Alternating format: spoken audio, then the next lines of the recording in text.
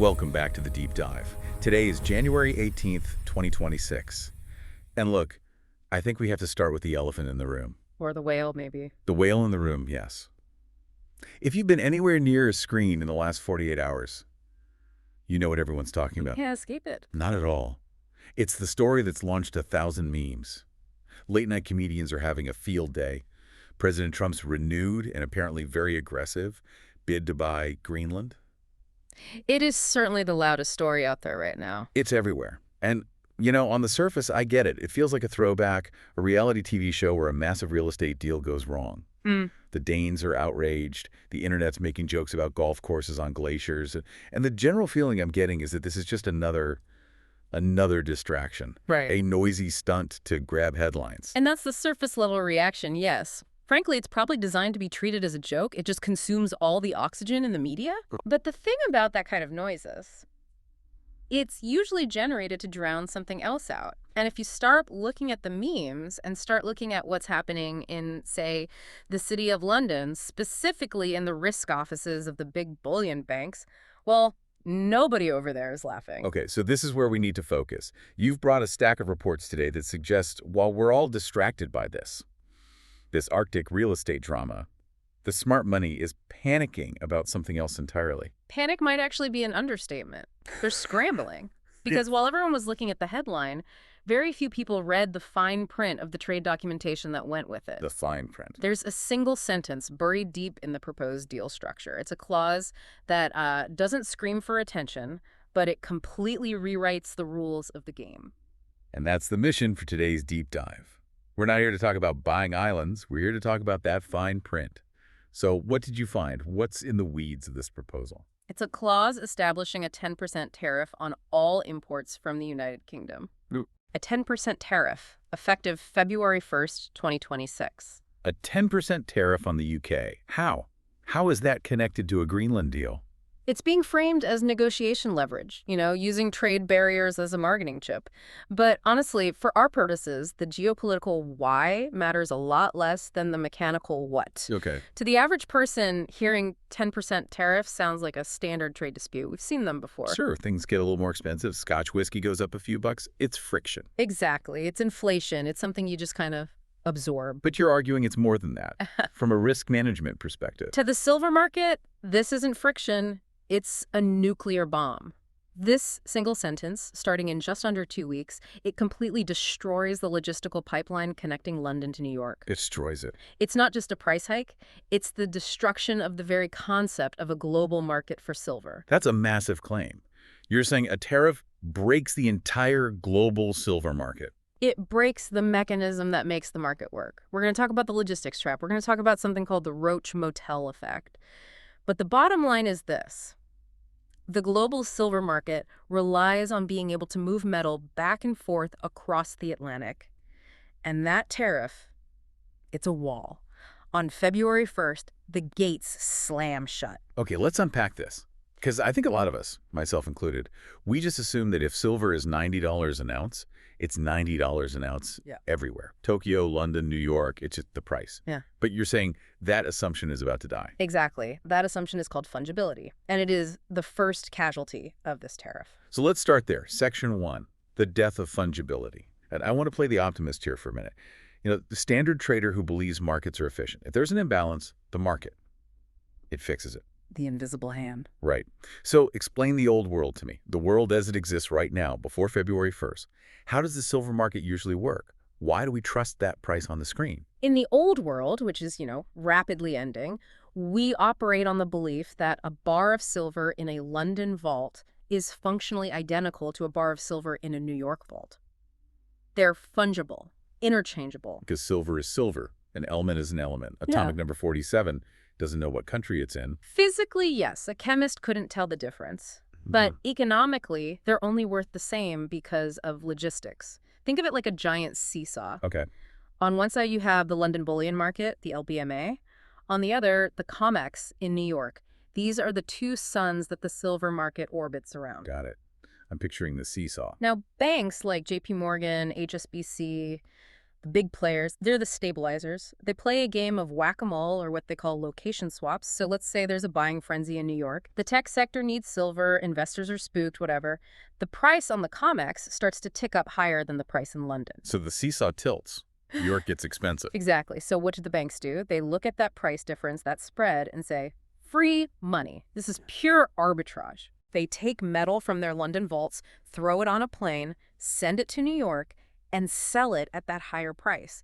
And that flood of new physical metal into New York, it pushes the price back down. The seesaw levels out. It's like water finding its level. Precisely. And it works the other way, too. If London needs metal, they ship it from New York to London. This constant flow, this arbitrage, is the glue holding the global price together. It's why you can look at your phone and see one single spot price for silver. It's an illusion maintained by trucks and planes. An illusion of stability, yes, maintained by the constant physical movement of those big 1,000-ounce bars. Okay, so that's the trader's view, an efficient market. Now here comes the Greenland tariff. My trader brain says, so what? If there's a 10% cost, won't the banks just adjust? The price spread just gets a little wider, but the metal still flows, right? It's just a speed bump. And that is exactly where the risk manager walks into the room and shuts down the entire party. Uh-oh. This is not a speed bump. It's a hard wall. And the reason, it just comes down to the math of the margins. Run the numbers for me. Why does a 10% tax break the whole machine? Okay, let's use a round number. Let's say the spot price of silver is $90 an ounce. Okay. A 10% tariff is a $9 tax on every single ounce you bring into the U.S. from the U.K. $9, that's a lot. It's fatal. You have to understand, in the world of bullion trading, the arbitrage margins aren't measured in dollars. They're measured in cents. Cents per ounce. Yes. If a bank can make, say, 10 or 20 cents an ounce on a trade, moving millions of ounces, they are popping champagne. That is a huge win, a $9 cost. It's astronomical. It doesn't just eat the profit, it sets the profit on fire. So you simply can't make money moving the metal if you have to pay the tax. But hold on, couldn't the price difference just get huge? Couldn't New York get $9 more expensive than London? And then the trade works again? In theory, Yeah. maybe. But here's the risk manager reality. It's not just about the cost of sending metal to the U.S., it's the risk of ever getting it back. Oh. This is the part people miss. What do you mean? Why would they need to get it back? Because of these location swaps. They aren't just selling metal and walking away. They're managing huge, complex global inventories. They have to balance their books. So if a bank ships 1 million ounces from London to New York to calm a price spike, they still own that position.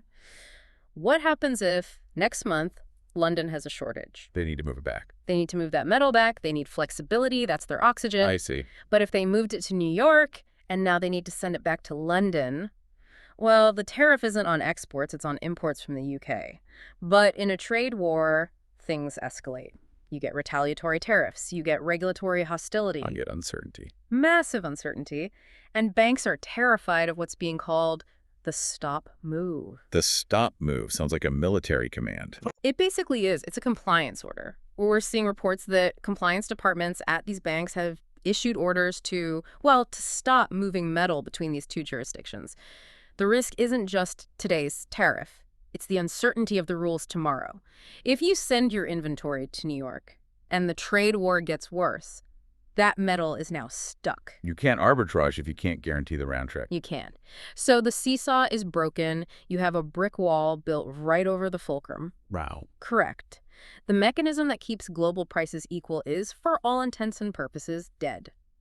And this brings us to the concept that really defines this whole crisis. The Roach Motel. The Roach Motel. I love this term. I mean, I hate what it implies, but it's a vivid image.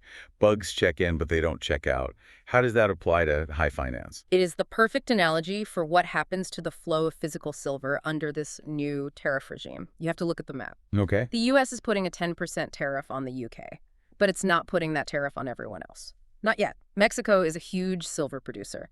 So is Canada. Right, our neighbors, free trade partners, more or less. So silver can still flow into the United States from Mexico or Canada without that 10% penalty. That's the inflow. The trapdoor. The trapdoor lets things in, yes. Miners in Mexico, they'll sell to the highest bidder. If New York is paying, the metal goes north. Okay, so the U.S. vaults start filling up with North American silver. On its face, that sounds good. For the U.S. anyway. It sounds good until you look at the other side of it, the locked door. Once that silver is inside the U.S. borders, inside the U.S. financial system, it effectively cannot leave for London. Because of the tariff risk. Because of the logistical breakage that the tariff causes. If a bank in New York has a pile of, say, Mexican silver, and London is screaming, "We need metal, the price is spiking," that New York bank has to pause. They know that the trade route with the UK is now radioactive. If they ship that metal to London, they're sending it into a jurisdiction that's economically hostile for return trips. If they ever need to bring that metal back to New York to cover a contract, They get hit with the 10% tax. It's a ransom. It's a ransom. Yeah. And banks are incredibly risk-averse when it comes to their core inventory, their base capital. They will not expose their physical metal to a potential 10% loss on a round trip. It's just not going to happen. So the metal flows into the U.S., it checks into the vault, and it stays there. It stays there. The U.S. becomes this black hole for silver. Sucks it in, doesn't let it out. You could call it America First for the periodic table. It creates this massive domestic stockpile in the U.S. Now, whether that was the intentional strategy or just an accidental byproduct of a clumsy trade war, the result is the same. Right. The U.S. becomes awash in physical metal that is trapped here. But there has to be a flip side to this. If the U.S. is hoarding it all and the doors are locked, what's happening in London? And that is the terrifying part of the story. For London, this is a siege. You have to understand the context of the last few years. The London Bullion Market, the LBMA, has been absolutely bleeding physical silver. Bleeding it To the east. To India and China. The demand for industrial use, solar panels, EV batteries, all of it has been just voracious. We've talked about this solar singularity before. They have been draining the London vaults for years. So they were already running on fumes. Critically low. Inventory levels in London were already a major concern before this Greenland news broke.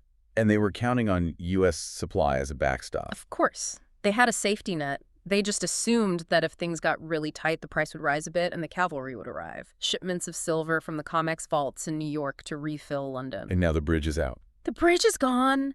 The tariff cuts the supply line completely. The cavalry isn't coming. London is an island, geographically and now financially.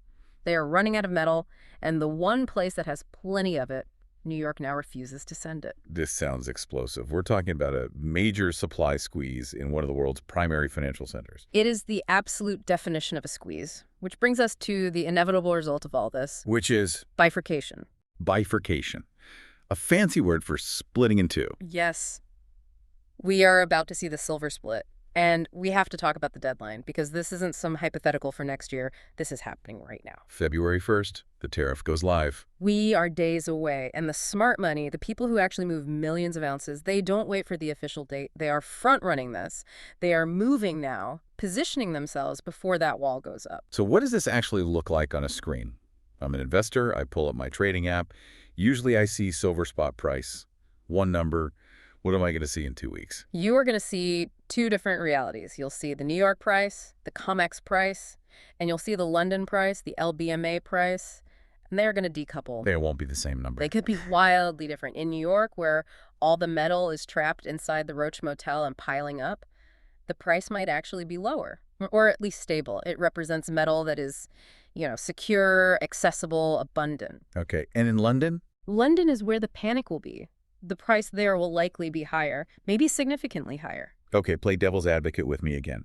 If I'm holding my silver in a London vault and the price there shoots up to, I don't know, $120 an ounce while New York is stuck at 90. Yeah. Isn't that good for me? Don't I want my asset to be worth more? And that is the trap. That is the mental trap that people fall into. You see a higher number and you think, profit. A risk manager sees that higher number and thinks, broken. Why broken? High price usually means high demand. In a healthy market, yes. But here, that higher price in London doesn't represent healthy demand. It represents scarcity and logistical failure. It's a distress price. Think of it like the price of water. Water is cheap at the store, but what's the price of a bottle of water if you're stranded in the middle of a desert? $1,000. Yeah. Priceless. Exactly. Sure, the water is worth $1,000, but that's not a healthy market signal. It's a signal that the system has failed. If the price in London spikes to $120, it means the market is illiquid. If you try to sell a large amount at that price, who's the buyer? The banks are out of metal, they can't hedge it, they can't move it. So the global spot price effectively becomes a lie. It becomes a math error, an average of two broken markets that represents neither of them accurately. If you think you know what silver is worth by looking at that one number, you are flying completely blind. You have a New York reality and a London reality, and they are no longer on speaking terms. This feels like we're moving from a financial discussion to, I don't know, a legal one. Because if London actually runs out of physical metal, what happens to all the people who think they own silver there? And this is the darkest chapter of this whole story. Section 4, the risk of unallocated default. This is where it gets very real for anyone listening who thinks they own silver. We need to define our terms here. Allocated versus unallocated. I feel like this is jargon that gets a lot of people in trouble. It is the single most important distinction in precious metals, and most people, you're right, they just gloss over it. If you have allocated storage, it means there are specific bars with specific serial numbers sitting on a shelf with your name on them. They are your property. The bank is just your landlord. Okay, so if the bank goes under, the liquidators can't touch my bars. You can't touch them. That sounds safe, and it is. But then there's unallocated, and this is what most people have, often without even realizing it, especially if they buy through a general banking app or certain ETFs. Right. Unallocated means you are an unsecured creditor of the bank. You don't own specific bars. You own a claim on the bank's general pile of silver. It's an IOU. It is an IOU. It relies entirely on a promise. The bank says, don't worry, I have a big pile of silver. I operate on a fractional reserve basis. If you ask for your metal, I can go to the pile, grab some, and give it to you. And that system works just fine as long as the pile is big and the bridge to New York is open for resupply. Correct. But remember the Roach Motel. Remember the siege of London. The pile in London is shrinking fast. The resupply from the U.S. is cut off. So walk me through the nightmare scenario. Okay. I'm an investor in London. I have an unallocated account. I get spooked by all this news. I call my bank and I say, I want to convert my unallocated claim into physical bars, please. I want to take delivery. And the bank manager looks at the vault. It's empty, or it's near empty. He looks at his shipping manifests. Nothing is coming from New York. He physically cannot fulfill your request. He does not have the metal to back your claim. So what happens? Do I just lose my money? Do they say, oops? You don't lose the currency value of your claim, not exactly, but you lose the asset. And this brings us to a legal clause called force majeure. Force majeure. Act of God? Or in this case, an act of government. Exactly. The bank declares that due to extraordinary circumstances, the trade war, the tariff, the breakdown of logistics, they are legally unable to deliver the physical metal. So they settle the contract in cash. They write me a check. They write you a check for the value of the silver at the time of settlement. But wait, the whole reason I bought silver was probably because I'm worried about inflation or the currency collapsing or a trade war. They're giving me back the very thing I was trying to get away from. That is the tragedy. Precisely. You get paid in depreciating currency, pounds, dollars, whatever, while the real asset, the thing you actually wanted, becomes unobtainable. You are cashed out of the casino right when the jackpot was about to hit. Wow. You bought insurance, and the insurance company is canceling your policy while your house is burning down, handing you a check that buys less and less by the minute. That is a brutal outcome. It's a forced liquidation of your position at the exact moment having the position matters most. And that is why the smart money is panicking. They know unallocated silver in London is a ticking time bomb. They know that if that force majeure clause gets triggered, the trust that has held the London market together for centuries just evaporates. So let's pivot to the actionable side of this. We painted a pretty grim picture for London. What's the verdict? If you're sitting in that risk manager's chair, looking at these sources, what is the move? How do you protect yourself from this silver split? The verdict from all the sources is unanimous. Jurisdiction now matters more than price. The era of paper silver is over. The assumption that you can just hold a digital claim somewhere and it'll all be fine, that assumption is dead. So where do you go? If London is the danger zone, where's the safe zone? You go where the metal is trapped. You go inside the Roach Motel. You move your storage to the U.S. Specifically, allocated, segregated, domestic storage. You want your metal sitting in a vault in Texas or New York or Delaware. You want it physically located inside the tariff wall. Because that's where the actual supply is. That's where the supply is, and that's where the logistics are secure, at least domestically.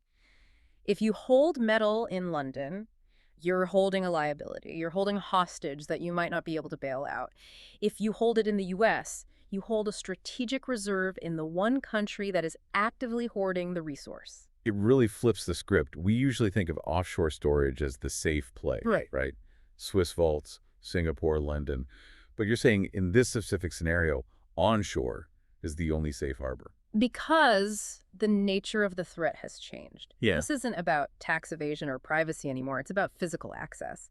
If the Atlantic Ocean is effectively closed for silver trade, you want to be on the side of the ocean that actually has the stuff. You want to be sitting on the pile, not waiting for a ship that isn't coming. It's a sobering thought. We're so used to a frictionless world. You click a button, you buy a thing, you assume it exists somewhere and can be delivered. And that world is ending. This Greenland tariff is just one symptom of a much larger trend. It's about deglobalization. The end of the global order we've known. We are returning to a world of walls, a world of terrace and islands and moats. For the last 30, 40 years, capital flowed like water. It didn't matter where you were. And now Capital gets trapped. Money gets stuck in jurisdictions. Resources get ring-fenced. The silver in your safe at home, that's yours.